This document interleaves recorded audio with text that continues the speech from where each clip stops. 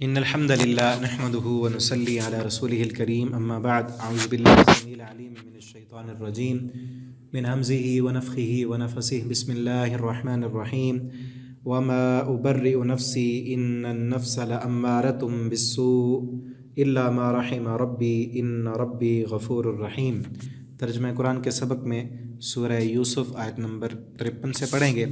اور یہ 13واں پارہ شروع کر رہے ہیں۔ آج ہم پچھلے 12 پارے ہمارے کمپلیٹ ہو چکے ہیں الحمدللہ، اور اللہ سے دعا ہے اللہ تعالی ہمیں اس کام کو مزید بہتر سے بہتر انداز میں کرنے کی توفیق عطا فرمائے۔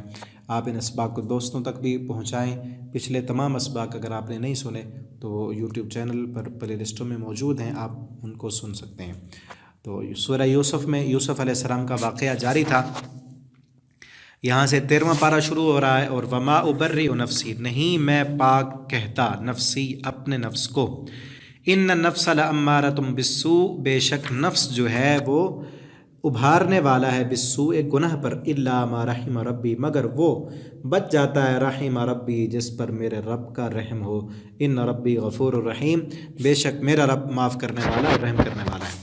یہ جو بات ہے پیچھے یوسف علیہ السلام نے کہا تھا ذالک لیعلم، اس لیے کہ وہ جان لے، انی لم اخنہ بالغیب، میں نے خیانت نہیں کی، ٹھیک ہے نا، ان اللہ لا یہدی کید الخائنین، اور اللہ خیانت کرنے والوں کو کبھی ہدایت نہیں دیتا، خیانت کرنے والوں کی خیانتیں کبھی کامیاب نہیں ہوتی۔ تو یہی آگے اگلا قول بھی یوسف علیہ السلام کا ہے۔ بعض مفسرین نے کہا ہے کہ یہ زلیخا نے کہا تھا، وہ جو عورت تھی جس کو نام بھی کسی حدیث میں تو نہیں ہے، اس عورت نے کہا تھا، بلکہ بہتر یہی ہے اور سیاق کلام سے بھی یہی معلوم ہوتا ہے کہ یہ قول یوسف علیہ السلام نے کہا، ٹھیک ہے نا، کہ میں اپنے نفس کو نہیں بری قرار دیتا مگر جس پر میرا رب رحم کرے۔ زلیخا نے تو پورا ارادہ کر لیا تھا، وہ تو گناہ کے لیے اتنا مصر تھی کہ وہ خود بھی اس نے پھسلایا، دوسری عورتوں کو بھی ساتھ ملایا، اور پھر کیا کہتی ہے، پیچھے ہم پڑھا ہے نا کہ اگر اس نے نہ میری بات مانی تو پھر میں اس کو قید میں ڈلوا دوں گی۔ وہ تو یہاں تک کہہ رہی تھی، وہ یہ کیوں کہے کہ میں بچ گئی تھی، میں اپنے نفس کو بری قرار نہیں دیتی، یہ تعریفیں کس لیے ہیں آپ؟ اس نے تو پورا ارادہ کر لیا تھا۔ یہ یوسف علیہ السلام کہہ رہے ہیں، اور ہمیں یہاں سے سبق ملتا ہے کہ اگر گناہ سے بچنا ہے تو کبھی یہ مت کہیں کہ ہم خود بچ گئے ہیں۔ یوسف علیہ السلام نے یہ نہیں کہا میں نبیوں کی اولاد تھا اس لیے بچ گیا، میرا علم بڑا تھا اس لیے بچ گیا، میں متقی بڑا تھا اس لیے بچ گیا، نہیں، اللہ جس کو بچائے وہی گناہ سے بچ سکتا ہے، ورنہ کوئی نہیں بچ سکتا۔ آج بھی خصوصاً میرے نوجوان بھائیوں کو یہ پیغام ہے، اگر آپ گناہوں سے بچنا چاہتے ہیں تو اس آیت کو بار بار پڑھا کریں، وما ابرئ نفسی ان النفس لامارۃ بالسوء الا ما رحم ربی،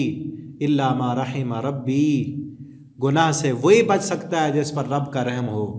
جس پر رب کا رحم اور کرم نہ ہو، اس دور میں وہ گناہ سے نہیں بچ سکتا۔ گناہ کے اسباب وسائل بہت زیادہ ہو چکے ہیں، گناہ کرنا بڑا آسان ہو چکا ہے، ٹھیک ہے نا۔ اگر گناہوں سے بچنا ہے تو اللہ سے دعا کیا کریں کہ اللہ ہمیں نیٹ کی فحاشی سے، گندگی سے، بے حیائیوں سے، زنا سے، شراب سے، حرام سے، سود سے، اللہ ہمیں اپنی رحمت کے ساتھ بچا کر رکھے۔ اور نفس امارہ انسان کو ابھارتا ہے گناہ پر۔ نفس کی 3 قسمیں ہیں، ایک ہے نفس امارہ جس کا ذکر یہاں پر ہے، امارہ کا معنی گناہ پر ابھارنے والا، اور دوسرا نفس لوامہ جو انسان کو ملامت کرتا ہے کہ دیکھ اللہ کی نافرمانی ہے، اس پر سزا ہے، عذاب ہے، ٹھیک ہے۔ اور تیسرے نمبر پر ہے اگر ملامت کرنے والے نفس کی بات بندہ مان لے اور گناہ چھوڑ دے تو پھر نفس مطمئن ہو جاتا ہے، جس کا نام ہے نفس مطمئنہ، جس کے متعلق اللہ تعالیٰ فرماتے ہیں یا ایتھا النفس المطمئنہ، موت کے وقت جو اطمینان والا نفس ہوتا ہے اسے کیا کہا جاتا ہے، ارجعی الی ربک راضیۃ مرضیہ، ٹھیک ہے نا۔ تو ہم نے یہ دعا یاد کر لیں، اس کو بار بار اس آیت کو پڑھتے رہا کریں، وما ابرئ نفسی ان النفس لامارۃ بالسوء، خصوصاً وہ نوجوان جو کہتے ہیں ہر وقت برائیوں کے خیالات آتے ہیں، برے خیالات آتے ہیں، اور گناہ پر شیطان جو ہے وہ آمادہ اور تیار کرتا ہے، تو گناہوں سے بچنے کے لیے جب بھی برے خیال آئیں تو یہ آیت پڑھا کریں، بار بار تہجد میں پڑھیں، رو رو کر پڑھیں، انشاءاللہ اللہ رب العالمین گناہوں سے ضرور بچائیں گے۔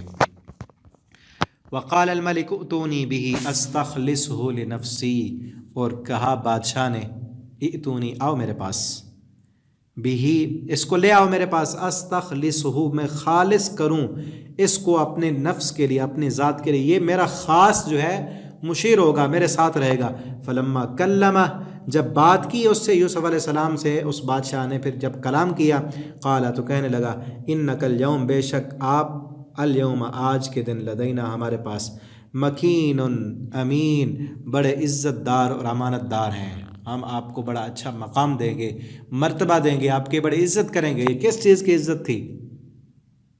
جو اللہ نے آپ کو علم عطا کیا تھا، وَلِنُعَلِّمَهُ مِن تَأْوِيلِ الْأَحَادِيثِ، باتوں کی حقیقت بتائی تھی، اس علم کی وجہ سے اس بادشاہ نے حضرت یوسف علیہ السلام کو جگہ بھی دی، مقام بھی دیا، اور پھر آگے کیا، قال اجعلنی، جب مشورے وغیرہ ہونے لگے تو یوسف علیہ السلام اس سے کہنے لگے، اجعلنی علی خزائن الارض، تو مجھے بنا دے خزائن الارض، زمین کے خزانوں کا مالک، زمین کے خزانوں کا مجھے تو جو ہے اس پر نگران بنا دے، انی حفیظ علیم، بے شک میں